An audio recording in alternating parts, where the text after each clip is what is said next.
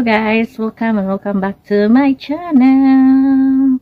Yes, for today's video is about na naman Dominic at Bea na mapinag-iinitan na ng lahat at wala nang tumitigil sa pangchichismis sa kanilang dalawa.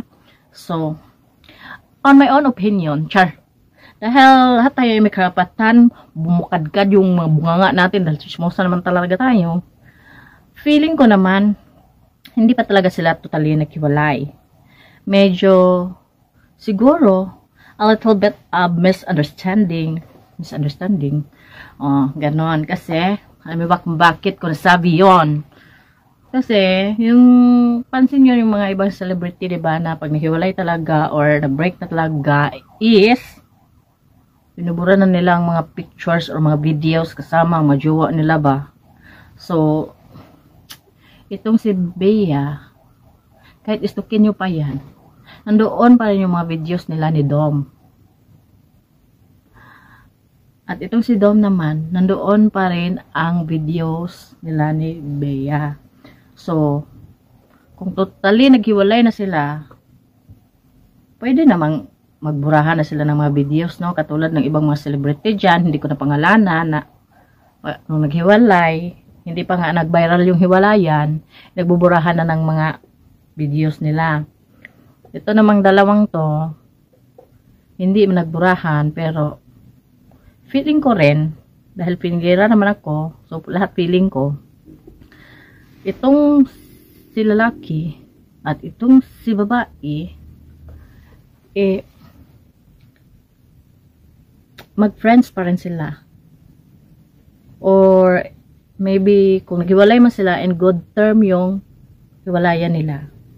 Kumbaga, naghiwalay sila ng maayos.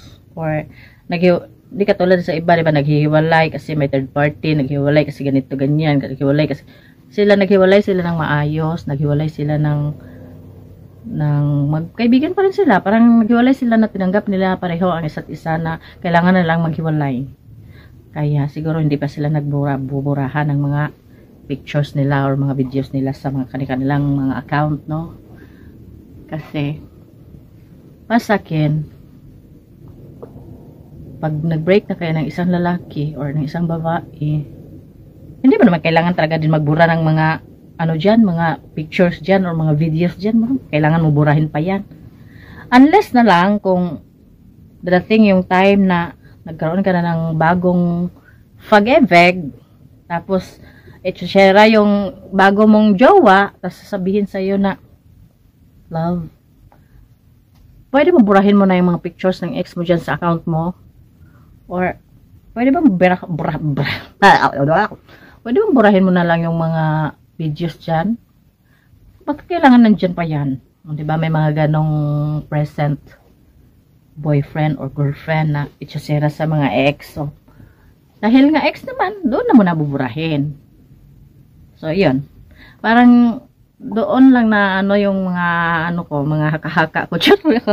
Sarili akong haka-haka, huwag kayong makialam kasi channel ko to. So, sabihin ko yung gusto ko sabihin, no? At saka haka-haka ko yung gusto kong haka-haka.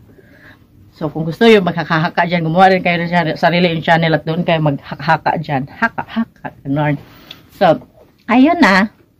Dahil yun lang naman din naisip ko sa lang dalawa, wala na iba. So, tapusin na lang natin itong video na ito. Wala na akong maisip. Yun lang naisip, pero wala nang maisip. Ganun talaga minsan, may naiisip, pero walang maisip. So, wala na rin kayo ulit magagawa doon sa mga isip-isip ko, dahil isip ko naman to. Para kasing, masyado ng, yung, nilang dalawa, yung relasyon nila, parang, hindi na maganda, yung mga nababasa ko, mga pambabash kay Bea na ang sabi, na, matanda ka na girl, huwag ka na maarte. Matanda ka na girl, huwag ka na choosy. Yung mga choosy ka pa. Ganon. Yung iba naman, naawa kay Dom. Yung iba naman may sabi na, ang pera ay hindi magiging issue kung sino man sa inyong dalawa ang mayaman or sino man sa inyo ang mas nakakaangat pag totoo yung pagmamahalan nyo. So, hindi na issue kung sino man sa inyo ang magpo-provide.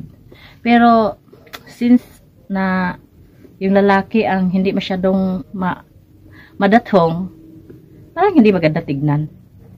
Kasi ang mga lalaki naman talaga dapat ang provider. Hindi naman sinabing required na ang lalaki ang provider, pero mas okay kasi tignan na yung lalaki talaga ang magpo-provide, no? Compare sa ano kayo ng kasal nyo, tapos hindi nyo pa napag-usapan kung anong mangyayari. Tsaka bakit kasi tinanggap-tanggap yung pag-engage niya, propose na yan, na pwede naman kasing tanggihan muna.